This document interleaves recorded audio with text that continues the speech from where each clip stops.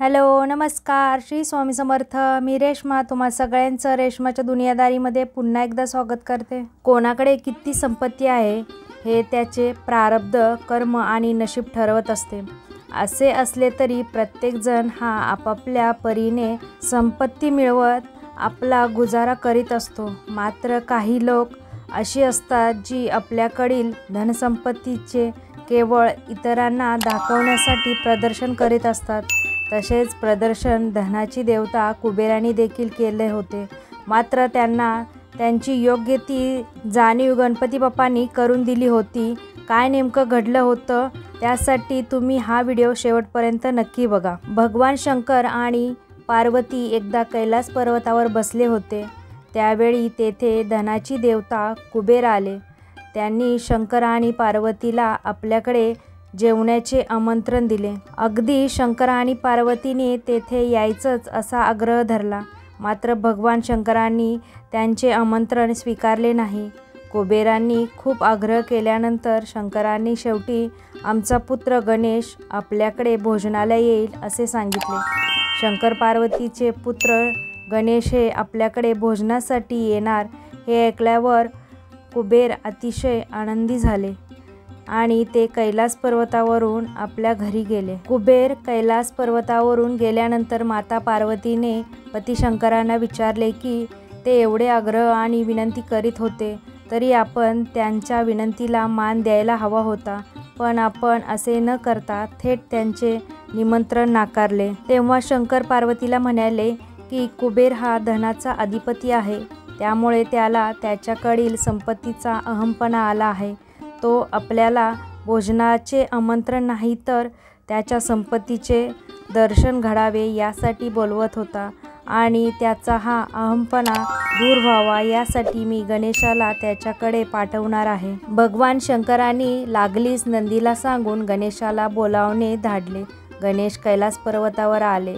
आपल्या मातापित्यांना वंदन करून काय आज्ञा आहे असे त्यांनी शंकरांना विचारले।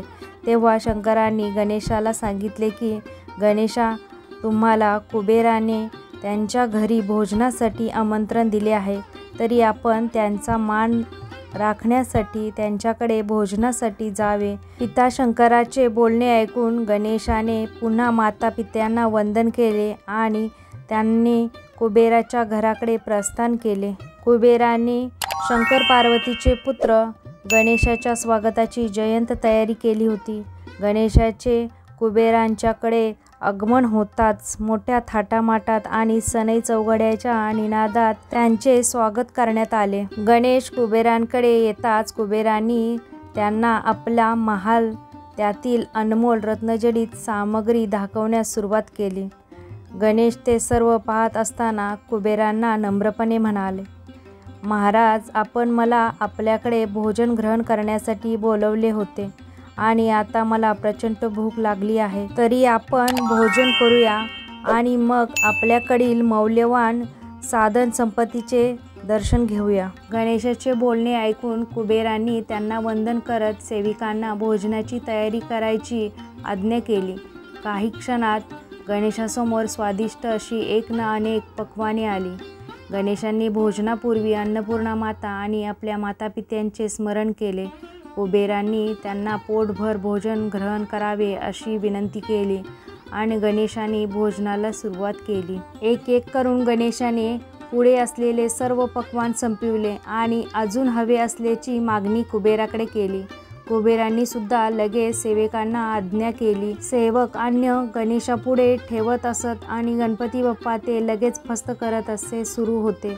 अगदी सेवकही स्वयंपाकघरातून अन्न आणेपर्यंत गणपतीचे पान रिकामे। सेवक लगबगीने अन्न आणत होते।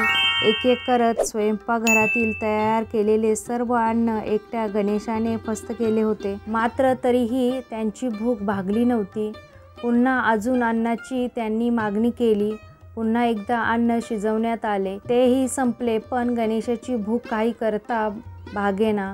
हळूहळू भंडारातील धान्यही संपले। हे पाहून कुबेरही घामाघूम झाले। मग गणेशाने भांडी, सोनं आणि महालातल्या वस्तू खाण्यास सुरुवात केली। कुबेर घाबरले आणि ही गणेशाची लीला आहे असे मानून त्यांनी त्यांच्या पुढ्यात कुबेरांनी हात जोडले आणि क्षमा मागितली. म्हणाले, गणेशा, मला खरंच माझ्याकडील संपत्तीचा गर्व झाला होता आणि त्या गर्वापायी मी तुम्हाला आज येथे भोजनाचे आमंत्रण दिले.